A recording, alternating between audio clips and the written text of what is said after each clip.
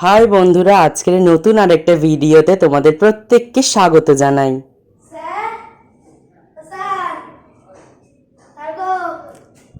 কি অবস্থা? এই আসলাম, ওই কাল আম বলেছিলে আম নেবে, ডাটা আম, বাবা কত কি এনেছো?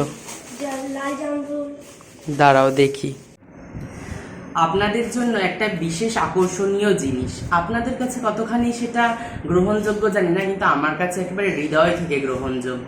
কি সেটা বলি। শুভজিৎ গিয়েছিল জামাই ষষ্ঠীতে, কালকেরেও আমায় জিজ্ঞেস করে গেছে যে স্যার আমি কি তোমার জন্য কয়েকটা জিনিস এনেছি, তোমায় দিতে পারি, তুমি কি নেবে?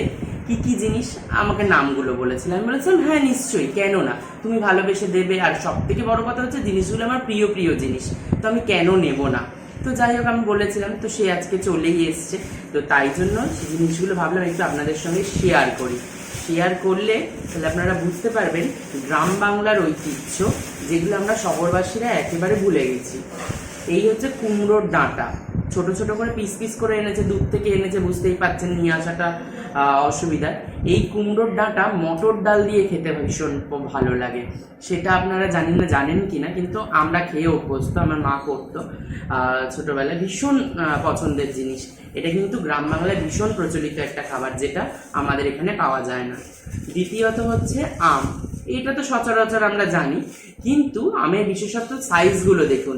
এগুলো হচ্ছে একদম দেশি আম, যেগুলো সেই গ্রাম বাংলায় ছোট ছোট গাছে হয়ে থাকে, আপনি হাত দিয়েই পারতে পারবেন, গাছে ওঠার প্রয়োজন হবে না সেই আমগুলো। এই আমগুলো দেখতে একটু কিরকম যেন আমাদের দোকানে বাজারে কিনে যে আমরা খাই যে আমগুলো, সেগুলোর মতো অত সুন্দর বা মোলায়েম আম নয়, কিন্তু খেতে যা টেস্ট সেটা মানে দুর্দান্ত। কারণ আমার মামার বাড়িতে এই জাতীয় আম হতো, আমি খেয়েছি, আমি জানি এর টেস্ট। তাই যখন আমি শুনলাম, আমি আর লোকটা সামলাতে পারিনি, আর এখন তো আমি আরোই সামলাতে পারছি না।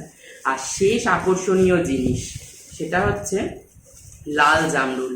এই লাল জামরুল সাধারণত আমাদের এখানে তো দেখা যায় না, আর আমি আজ পর্যন্ত দেখিনি। আমি সবুজ জামরুল, সাদা জামরুল যেগুলো কিনতে পাওয়া যায় সেগুলোই আপাতত কিনে খেয়েছি।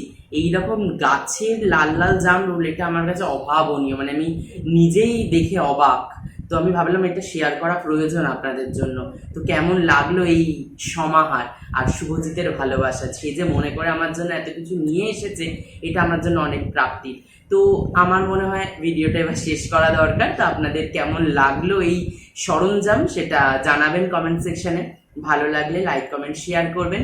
ইউটিউব থেকে দেখলে কিন্তু অবশ্যই সাবস্ক্রাইব করবেন, আর আমাদের ফেসবুক পেজ থেকে দেখলে ফলো করতে কিন্তু একদমই ভুলবেন না।